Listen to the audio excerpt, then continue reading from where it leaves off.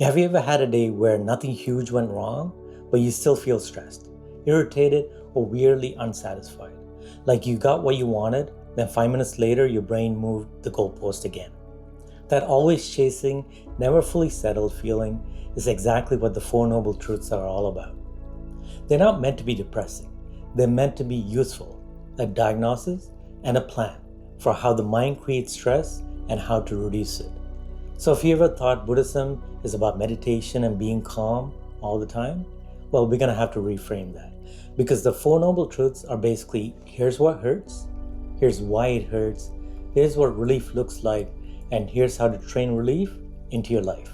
All right, Four Noble Truths, Modern Life Translation, let's go.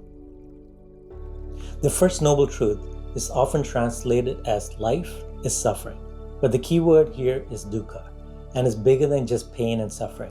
It includes stress, dissatisfaction, restlessness, like something feels off, the fact that even good things don't stay perfect. So Buddhism isn't saying everything is awful. It's saying being human includes discomfort, especially because life changes. So modern day example, you finally get what you wanted. A good grade, a new phone, a compliment, a win, more followers, a relationship. It all feels great. Then your brain adjusts. Now you need the next thing. Or you get anxious about losing what you already have. Or you compare yourself again. That cycle of want, get, fade, and want, that's what creates dukkha. So truth number one is honesty. Stress and dissatisfaction are part of life. Not a punishment, just a reality. The second noble truth says there's a cause of dukkha. And it points to craving. Not just craving like I want snacks, but craving like I need this to be okay. So in Buddhism, it often shows up as clinging to things like pleasure, avoiding discomfort, control, and identity.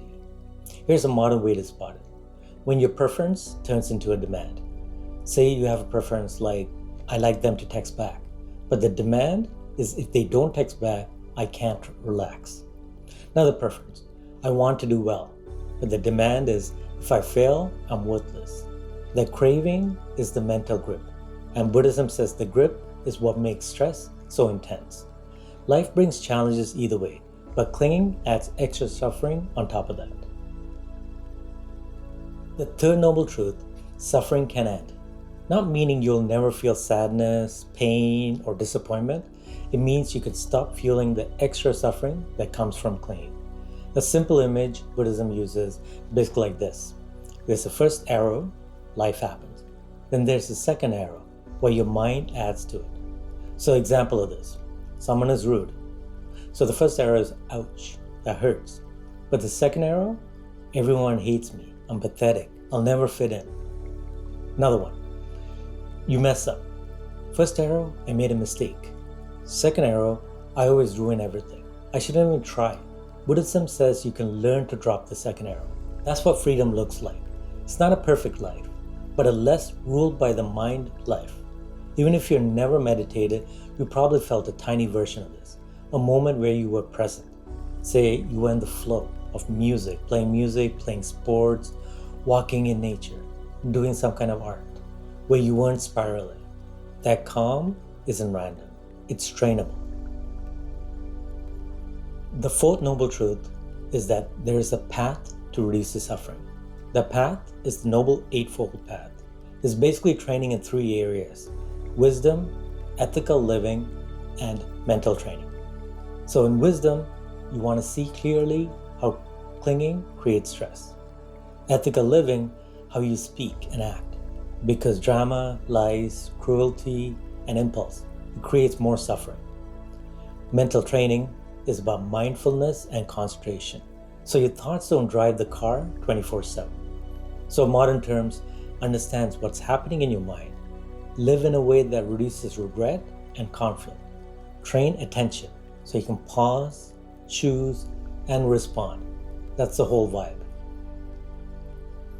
Okay, so let's make this real. Give you a school example. You want good grades, which is noble. Then it becomes like, if I don't get an A, I'm not enough. Truth number one, stress exists. Number two, clinging to identity and outcomes. Number 3, relief is possible. Your worth isn't just a score. Number 4, practice intention, effort, mindfulness. Focus on the learning and not proving. Another example. In social media, there's a lot of comparison. You see someone winning online and you feel behind. Truth number 1, comparison, which is dukkha. Number 2, craving. I need to be like that to be okay. Number 3, you can drop the comparison loop and return to your life. Number 4, mindfulness and right view. Social media is curated and it's not reality. And one final example here. Friendship anxiety. Say someone doesn't respond to your text. Truth number 1, uncertainty feels uncomfortable. Number 2, craving, control, reassurance. I need them to respond. Number 3, you can stop spiraling. I can handle not knowing. Number 4, right speech and mindfulness. Don't lash out. Notice the story your mind writes. Here are 3 quick things you can try this week. No special equipment, no huge routine. So practice number 1, you name it. So when you feel stressed, quietly label it. This is dukkha. This is my mind wanting certainty. Labeling creates space. Practice number 2, find that grip. Ask, what am I clinging to right now? Am I clinging to approval, control, a perfect outcome? Just seeing that grip often loosens it. Practice number 3, swap the need for prefer. So instead of saying, I need this to happen, try, I prefer it, but I can be okay either way. That one change reduces suffering fast. And if you want a bonus 10-second rule, 1 mindfulness breath, you inhale, you notice, and you exhale. That noticing of the inhale at the top and that exhaling at the bottom, that's training attention. So the 4 noble truths, modern version. Number 1, life includes stress and dissatisfaction. Number 2, clinging and craving intensifies it. Number 3, you can reduce suffering by loosening that grip. Number 4, there's a practical path, wisdom, ethics, mental training. You don't have to believe everything blindly. You can test it. Just watch your mind in real life and see what happens when you cling versus when you let go. Check the pinned comment below for helpful resources on this topic and click on that like button.